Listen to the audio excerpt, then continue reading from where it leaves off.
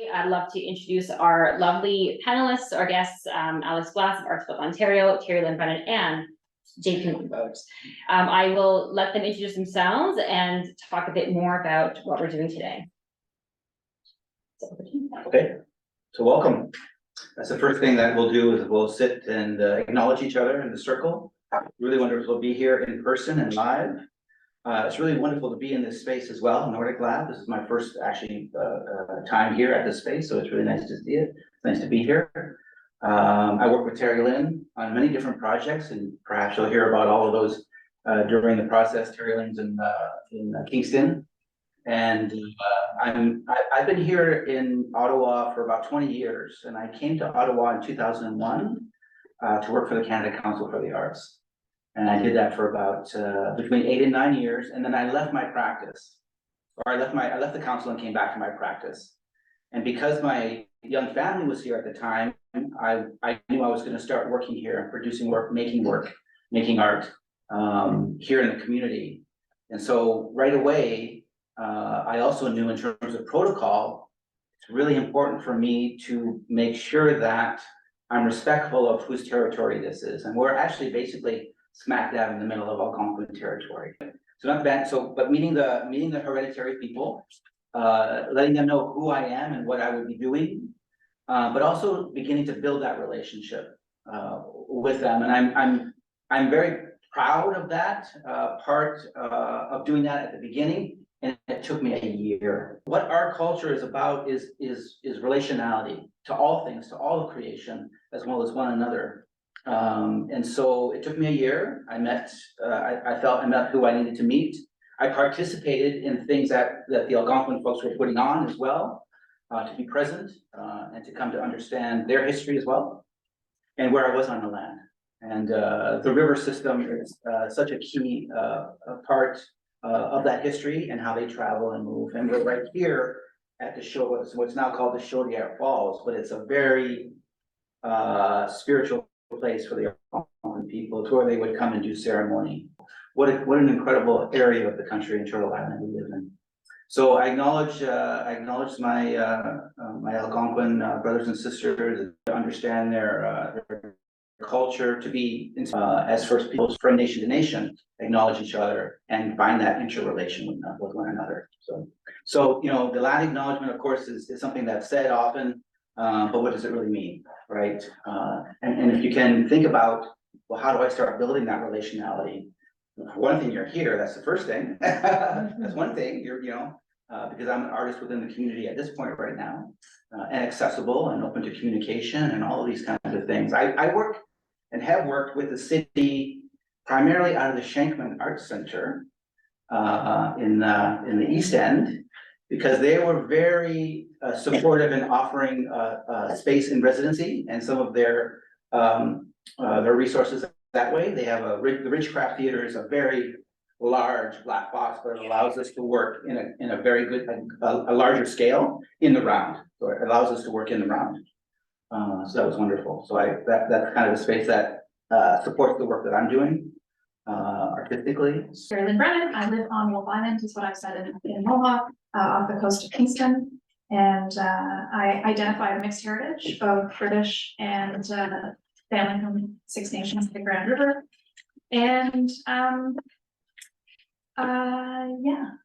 family's scattered between there and here right now. And my brother lives on Blackfoot territory, it's out west. I normally would also welcome you to the territory, but just as JP offered, this is not my land. This is the land of our cousins.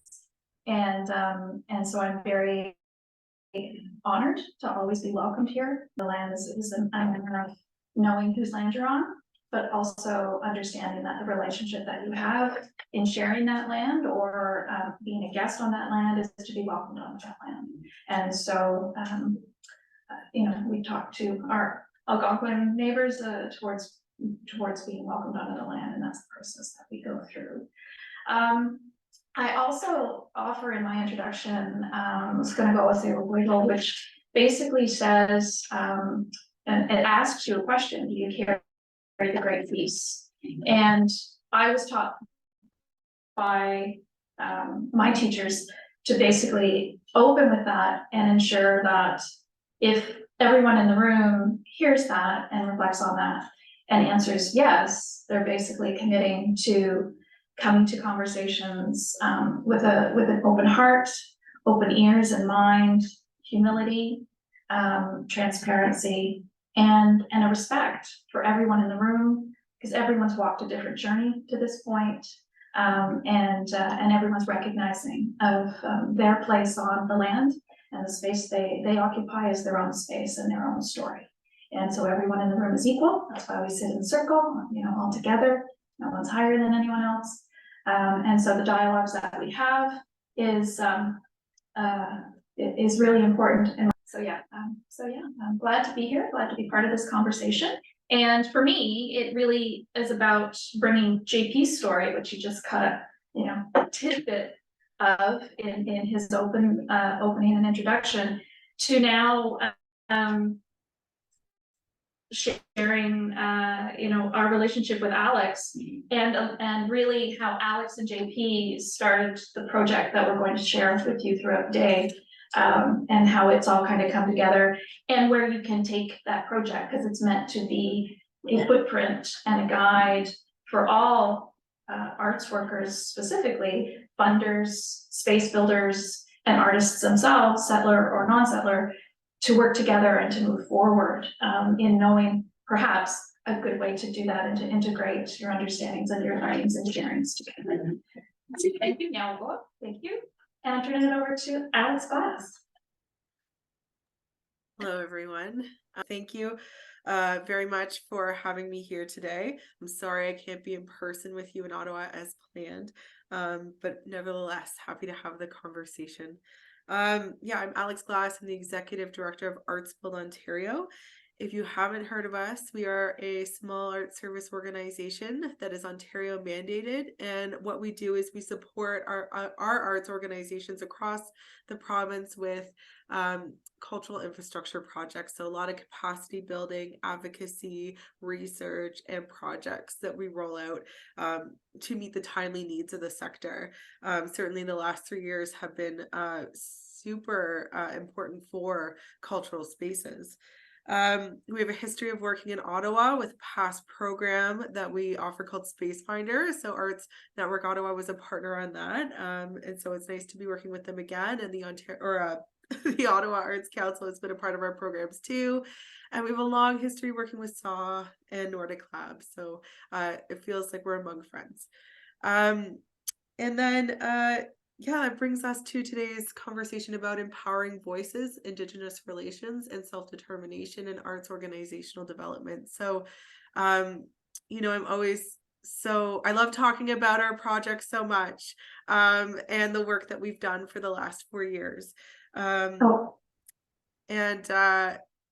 Basically, I don't know where to start. We'll dig into it a little bit more, but Arts Build's worked very closely with JP and Terry Lynn for the last 4 years in the Indigenous Creative Spaces project, which is a project that is really focused on the visioning and sharing of stories, legacy stories, and really bringing together so many voices, as Terry Lynn had said, to express the needs of Indigenous cultural spaces and organizations. We've been at it for a while, and we're just really happy to share what we've learned and our process. So Terry Lynn, I think it's back to you, but that is my intro for now. So just as a little bit of a background as to how this has come about, and the project that will give you a little bit of an overview to is JP and Alex started a relationship and a discussion about creating Indigenous spaces, art spaces that are safe, that are welcoming, and that understand the spiritual connection Indigenous people have with land and all things. And JP reached out to me because we had already been discussing things, talking about things as well.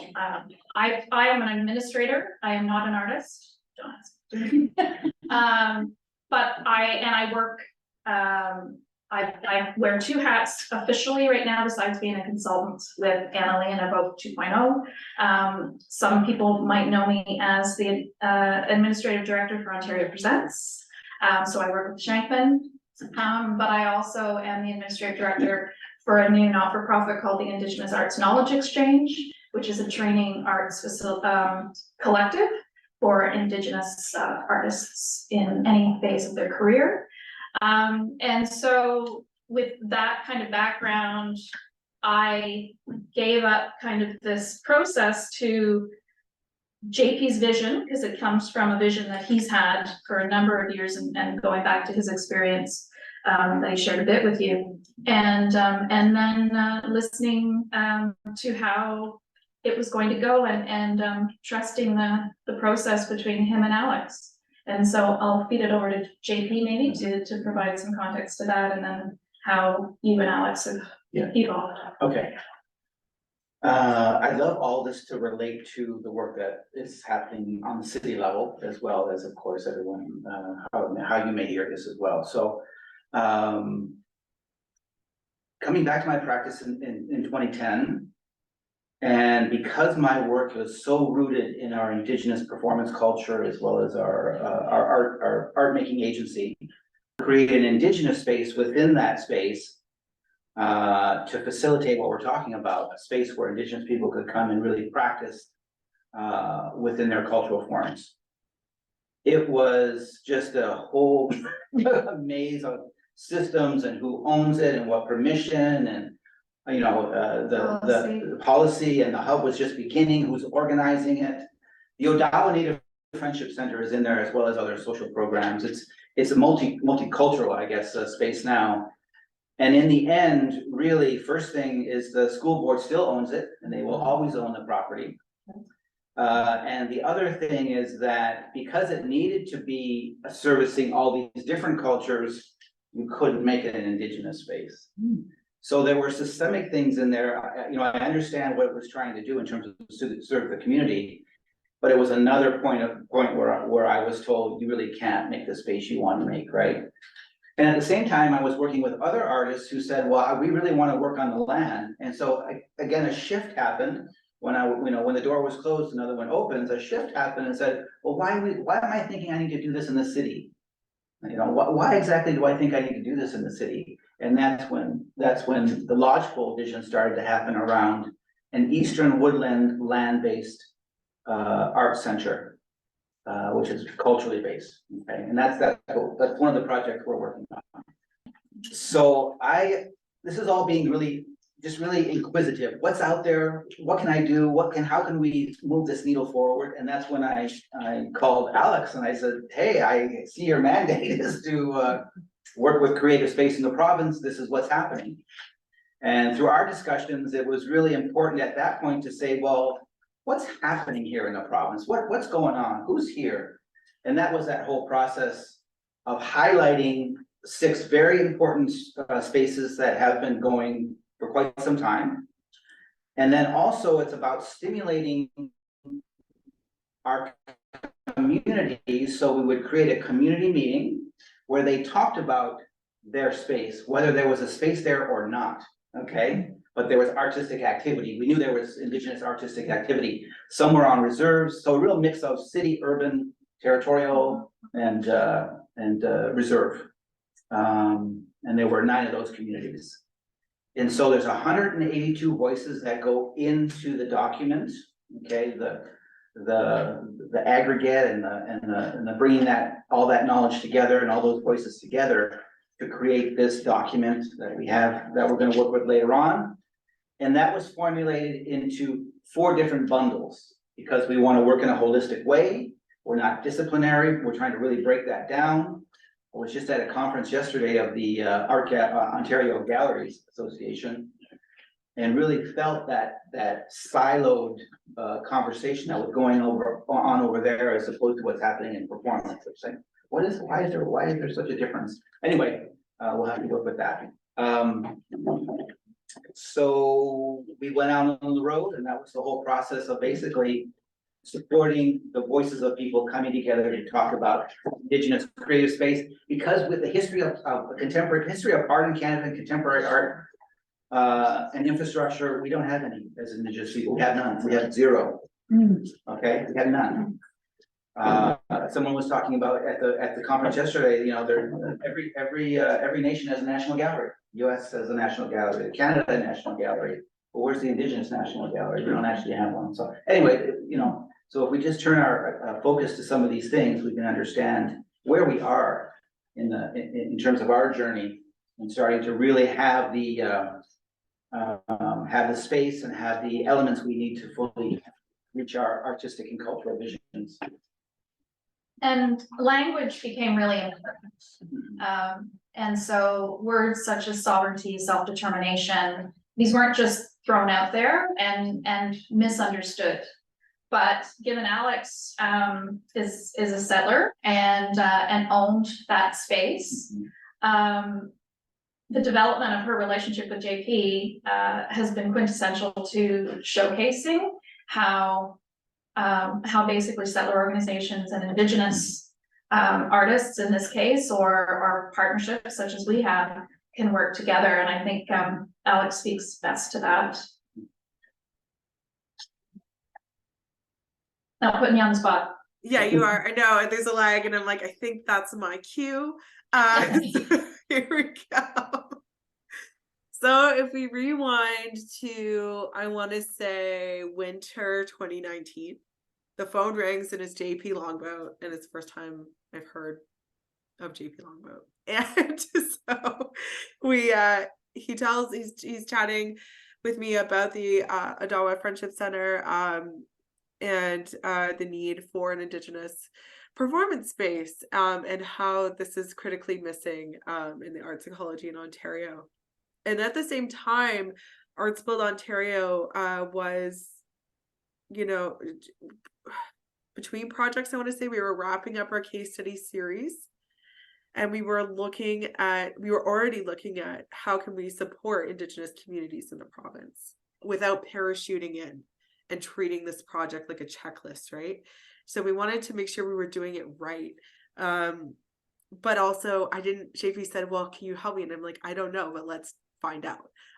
So the best way is to combine knowledge, all the minds and voices that have come to make up this project. So we sort of went on a exploratory journey together to understand what others have done and what their needs are, and we wanted to make sure that a wide there was a spectrum of communities and spaces that were included in this conversation.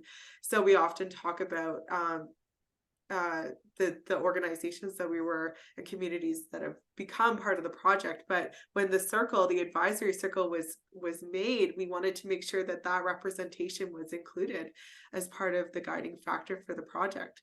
So we started to have some community conversations locally where we are in Waterloo region, where through the help of Mass Culture and their community gatherings they were rolling out at the time. So JP and Jed Cole drove all the way over to the University of Waterloo's Indigenous Friendship Center, and we all sat down together and had that conversation, and that is what started to slowly build the Indigenous Creative Spaces project.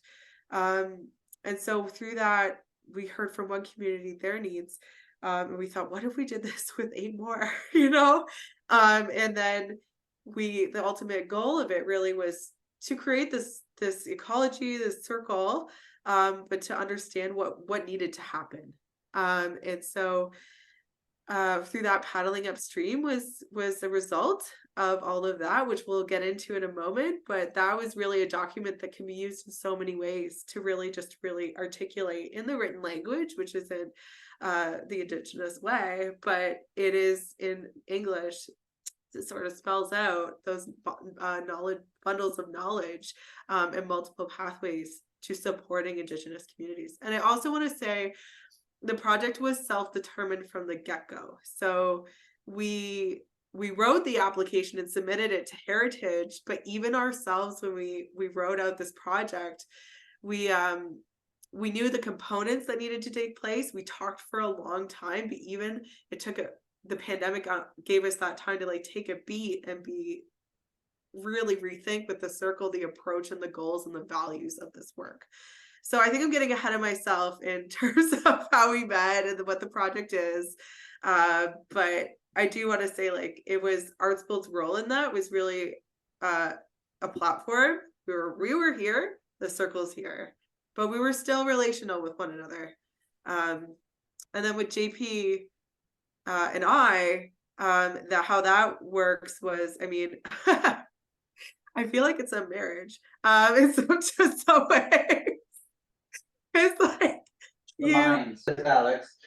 ArtsBuild, now they can apply that to any project that comes their way across the province, right? So so now ArtsBuild has that knowledge, right? And practice, actually, yeah. I just want to, so the guiding council or the advisory council that she talked about, again, so it's not Terry Lynn and I leading it, you know what I mean? That it's not us, this is how it's gonna go. It's about trying to empower and bring together the circle of people that we would engage. And so those community leaders that as we reached into the communities we thought would be interested in playing in this way, then we just worked with the community leaders that came forward, and they became the council. One thing I wanted, stress, the three of us and another program associate at ABO, we all sat down and wrote it together. It wasn't a matter of Alex writing it on behalf of ABO and then having myself and JP look at it and sign off on it. We all wrote it. We got together physically, even though ArtsBuild's in Kitchener, JP's in Ottawa, and I'm in Kingston. We all got together and sat down and took 4 hours to write this together. So from the get-go, there was a level of trust and a shift in the power dynamic of working with Indigenous peoples that Alex engaged in. That is not normal. That is not the usual process in working with Indigenous peoples. And that struck me, and JP can speak for himself, but it struck me in a way that really endeared me to her and to this project, and saying, okay, she gets it, in the sense that if it's about us, it's not without us. And everything from the first start, we were involved in, and we have had a say in.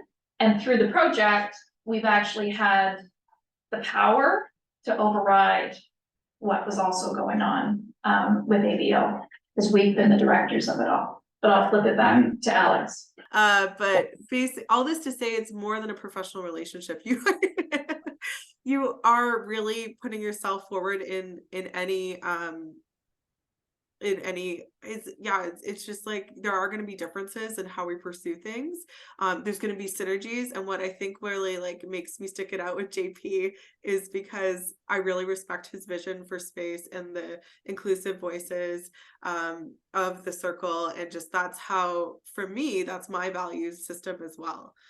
Making sure that a community is behind how something moves forward, a project, a collective coalition, whatever is a group coming together. So we always come back to that, like, let's take it to the circle, is what we always say when the answer isn't obvious or been implied in previous conversations. So it's an ongoing relationship that needs to be like nurtured. We have standing meetings every week because things were evolving so much, and our own understanding, ArtsBuild's understanding, and how we work together as Indigenous communities and settlers, as a settler organization, was always something that needed to be worked on, because we have two distinct worldviews, and how we approach work, art, all of it. So it was very nuanced, detailed, and we were really thoughtful in every step of the project. I feel, and there were certainly expectations that were different from funders to the way that we've run projects in the past, to the communities that we're working with and driving the project. So I often call it like bridge work. So like we were bridging two worldviews, and our job was to create the space for the circle and Terry Lynn and JP to make sure the conversations and project activities, I'll call them, but that's not the right word, you know, were done in a way that was going to meet the needs, you know, of Indigenous creators. And that didn't always translate over to the way that projects are evaluated and measured in this numerical system. And so that can be, I remember having so many conversations with our funders who always were willing to listen, but I think it just took that extra time to translate some of that into their world. You know, it's very hierarchical, you know, it's a system in our funding systems. And they really worked with us to make sure that that space was carved out. But it took time and trust, the trust of our funders that we, you know, Arts Build had developed those relationships previously to this project.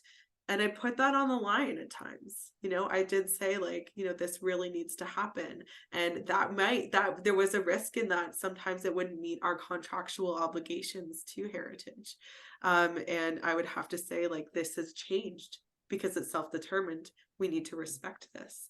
And there would be questions. Alex, Sorry. and I don't want to interrupt you. I just want Alex Okay. trusted the situation to the point where JP and I joined in the 2 conversations with the funders. Yeah. As partners in this organization. So it wasn't, even though ABO was holding the the contribution agreement, she respected the self-determined nature of our leadership to actually sit in and talk to funders. How often does that happen? And so we had a direct line to the funders to explain to them through our language of understanding art spaces, which was a huge risk on her part, but to her benefit, I think, in the end. I do too, because really, you know, we started this project before reconciliation became a funding priority. We started it 5 years ago, before the pandemic. And so we were actually, many were doing this before as well. We weren't the first by any means, but I think it was new territory for many funding bodies. And, you know, we were all learning together. And I want to give a nod to them too for being willing to listen and learn with us and trust us to do this properly. And they did. And, you know, we've had those funders stay with us throughout the project and support us additionally as well. So, but it took time, and that nurturing and that consistency in always checking in with one another. But that's not my relationship point. Darylyn, where else do you want to take us? Well, I guess, you know, the evolution of the relationship over the last 5 years, you know, I love it when you do say that it's like a marriage, because, you know, I am referee in the marriage, if I can say that sometimes. And it's important to know, and we have had communication struggles through the 5 years, because, you know, I'll say this is, and this is simply being put, this is not necessarily as deep as it is, but how JP articulates things with his experiences and through an Indigenous lens is not how a settler interprets things or understands things. So as someone who has worked a lot in the settler world, but yet thinks like an Indigenous person, I have often been the translator, the interlocutor, if you will. And so it's important to understand, I think, from the settler point of view, is that there is a language worldview challenge that needs to be overcome with time and patience. And yes, it can be very frustrating, but it doesn't mean to give up on it. It means that you really need to maybe find someone who's an interlocutor to help bridge that gap, and massage how you think. And it is, I mean, Alex has said more than once about decolonizing her mind to this process. So I guess maybe, can you speak a little bit more to how you have gone through that within yourself and with your board? I think it's important, because you are a board-run organization, that, you know, people in this room are probably responsible to boards. How have you articulated that process too with them? It's interesting you asked that question because we were doing like our strat plan a few years ago in our board. We have no Indigenous representation on it, yet we were doing this project, and they asked me, "Are we an Indigenous organization?" And I said, "No, we're not. We are a settler-led organization, or we're a settler-based organization. It doesn't mean that we don't do this work, though." And the way I've always seen it is, it's almost like the organization is like a tree, and this project is a branch on the tree. It's in its own space, because it is, you know, again, getting ahead of myself, but the two-row wampum is what JPL, probably, maybe that would be nice for you to talk about next. But basically, because of that, like going back to the language differences and the nuance in meaning in westernized expression, and the way that even we conduct ourselves in the professional world, that gets mistranslated in our day-to-day and how things are procedures, you know, in the colonial frameworks we work in. And that's where I think things drop off in these projects, these collaborations, which is kind of why I love that we always talk about it. Like there's so much trust in this relationship too, even though there's disagreements. It's like a communication breakdown kind of thing. So we can talk about one another's perspectives, and our goals are the same. It's how we get there is different, or how we say it. So yeah, I mean, that the board is super supportive of this work. And I think that they want to see it continue, and you know, trust the circle to take us there. And also what I find is just you know, the board and my relationship as executive director is, it's always business, right? So we're talking about the budget, the strat plan, the business plan, all of that. So where the project fits into that description, it's like a bucket. So I think in buckets. I think in like our resources, our, you know, our staff, or, you know, our consultants, our, you know, all of those values that we're also putting into our services as an organization.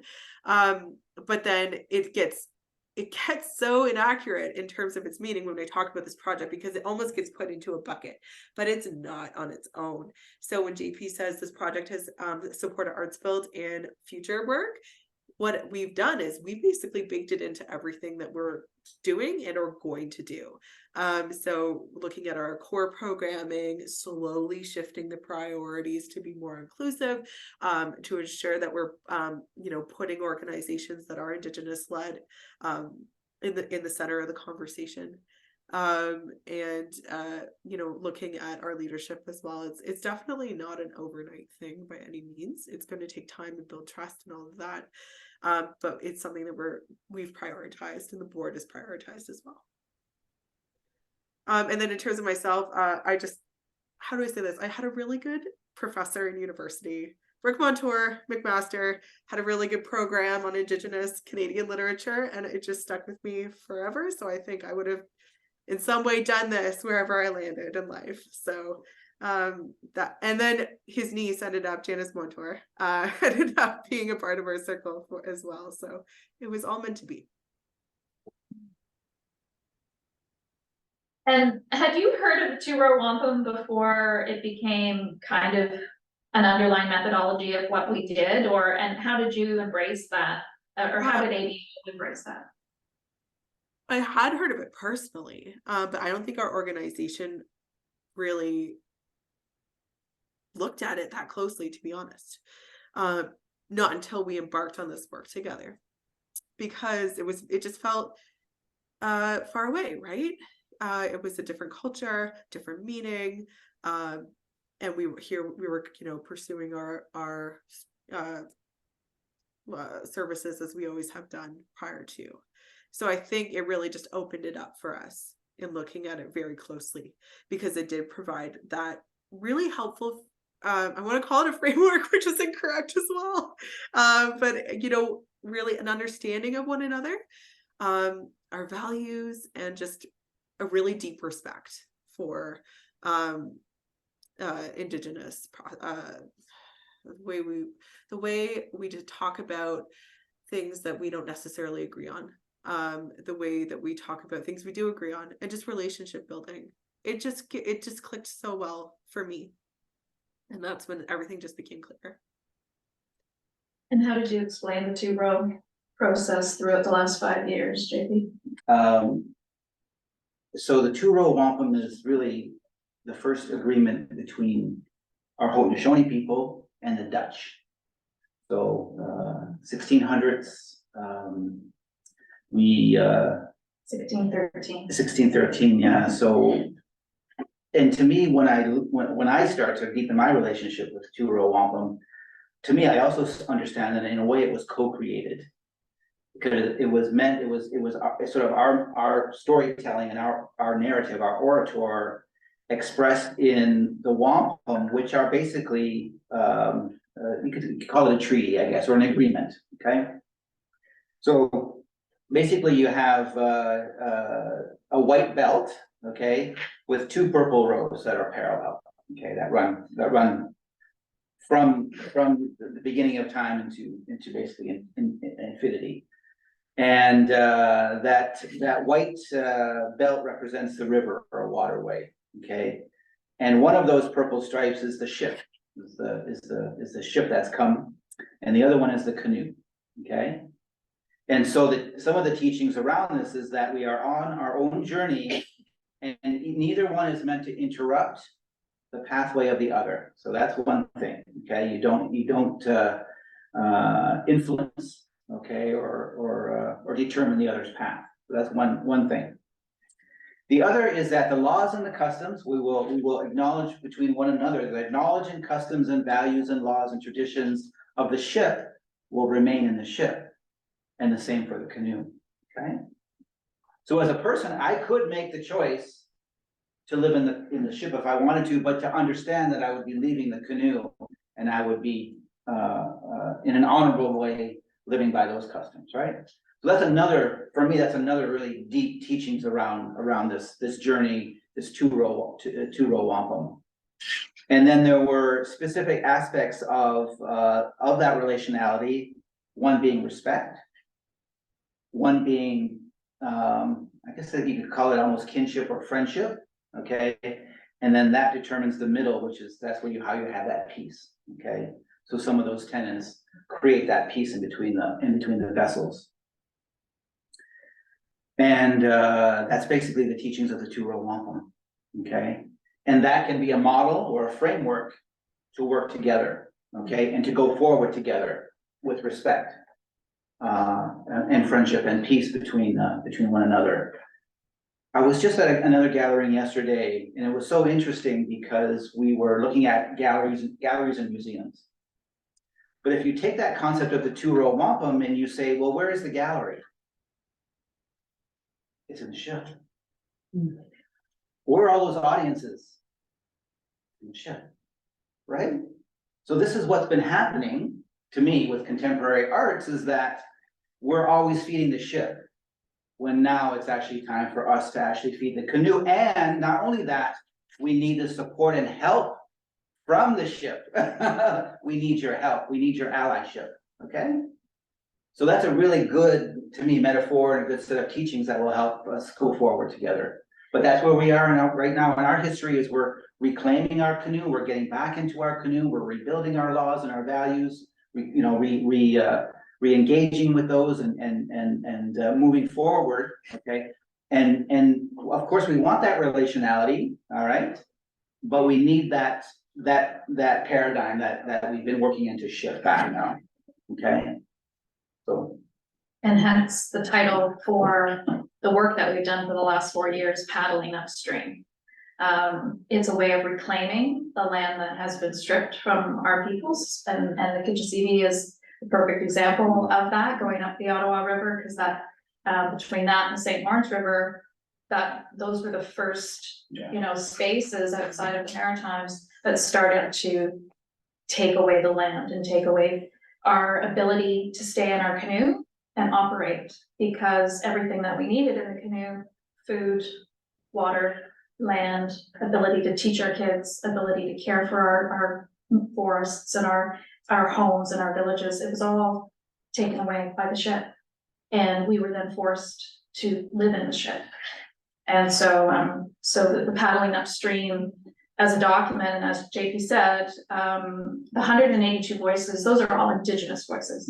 Those are not a combination. We had a lot of non-Indigenous people also contribute, but our main focus was on listening to these artists, who are some of the matrons and the patrons of Indigenous artistry and theater and performance and visual art.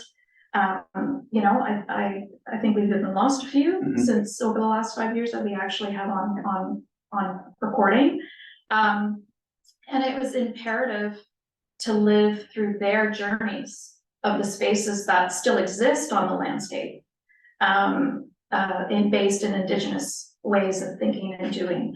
And so it's a storytelling process that paddling upstream is. It's not a report. It's not a, a recommendations guideline necessarily. It's actually a story, and it's a storytelling of how we need to move back into our spaces and reclaim our ways of thinking and doing and knowing.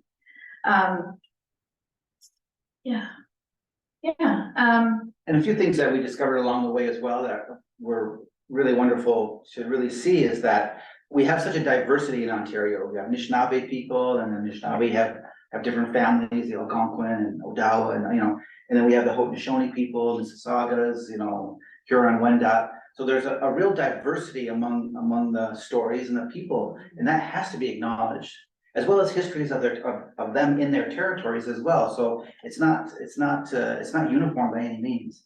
And every one of these communities are in their own place on their journey as well, and may need different things. So the other thing that we can see as well is that there's a real arts ecology here in Ontario in terms of we have a training center, we have a national theater, we have an art center like the Woodland Center that's one of the oldest in the country, started in 1970. We have the Bajamajig up in Manitoulin Island and Anamatazik in North Bay. So it's a wonderful way if we want to approach it that way as an ecology. And it's interesting because we didn't get very far in Ottawa. Okay. And I think that as an Ottawa community, we really have to look at the infrastructure that's here and what it does to art making at this point, because we have the national institutions, which we determine, well, for the Indigenous theater, the National Art Center, it's just about production. It's all about, there's no creation, there's no, it's just about production. Okay. So where do we create our work? I think we have to look at the uniqueness of the Ottawa community and what's going on here, because it is a national capital. But how are we developing the art scene? I guess one thing I just want to leave you with as well, the Indigenous Arts Knowledge Exchange process that collective that I'm now part of as well. It's arisen out of what was called the Indigenous Trainers Caucus, and that's existed for about 20 years. 20 years ago, there were approximately 65 Indigenous organizations or spaces that offered Indigenous training processes across the country. We're now down to 5. Oh my goodness. Yeah.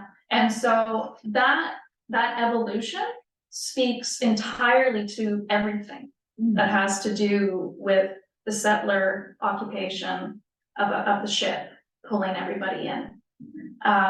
And so it really, for us to survive and continue to know our ways and share our ways and then build up a new generation, because, we're not 25 anymore. No. And so it really now is about that next generation who want to learn the traditional ways. I mean, I hate the word traditional, but the ways that our ancestors thought and did is really important, because we are losing the abilities to do that. And funding agencies are part of the problem there. So becoming self-determined and becoming sovereign in how we do things in our canoe is imperative right now. It's not stressing. I'll add on to that, Terry Lynn, there's a lot of fear around doing that, for a lot of Western settler-led organizations. There's a lot of unknowns for them, because it's a change in process and how decisions are made. But I would encourage everyone to not be as don't be afraid of it. It's actually going to make you so much stronger. And really, you know, if it comes to the values of the organization you're representing, for us, it was the First Peoples and the land and the space that we serve. So that for Arts Build Ontario was a priority to pursue those relationships. So yeah, I know there's a lot of fear because it's the unknown for many, but you, just like we did for Ottawa, you know, JP called and we didn't know the answers, so we sought them out from many voices. So I think that's a great place to start for anyone. And we can put the link from ADO into you know, I guess to share for folks, especially online, to the document paddling upstream. It's available online in English and in French. And so if folks that aren't joining us for the next hour are curious to know what we've been talking about, or the project that has led to a conclusion of some kind, can access that way. So, but yeah. But beyond this circle, we'd like to bring that to the city, you know, as a body of knowledge that we're trying to carry forward to guide this relationship going forward. So yeah, and the advisory circle that started through this, everyone in that circle has agreed to continue, even though the project is no longer funded. So everybody, because the intention was, as was mentioned, we need to rebuild our ecology of a network of artists across Ontario. And so creating those synergies, everybody knows everyone, but they've always been fighting for that little sliver of the same pie. And so what we're trying to do is separate out the transactionality of art to return to the relationality of art, which is inherently what we are and want to return to and be within our own canoe with each other. Doesn't mean, you know, but much to the ship, you guys are all welcome to come into the canoe. You just have to understand the ways of thinking and joining in with that relationality process. So if there's anyone who's got any questions at this stage, I guess, or anyone online who's got any questions. Thank you so much. It's so inspiring to listen to you. And it's so refreshing, inspiring to hear it, you know, from the heart. As an artist, I feel I've had to, over 25 years, mold, create, navigate, j'ai dû évoluer, almost in a way, like in an institutionalized way, which isn't really, I'm an artist, it's from the heart, you know, and it's like we feel things, we feel it, and there's a connection with people. But then when you sit down and you have to write that grant request, it doesn't feel like that at all. So to listen to you, I feel hopeful. I feel really hopeful that there's a shift coming, that it's happening slowly. You know, you use the words time, respect, patience, but it is so encouraging to feel that it is happening. So thank you. It was very inspiring to listen to you. Thank you, Yannick. Now go on. Merci beaucoup.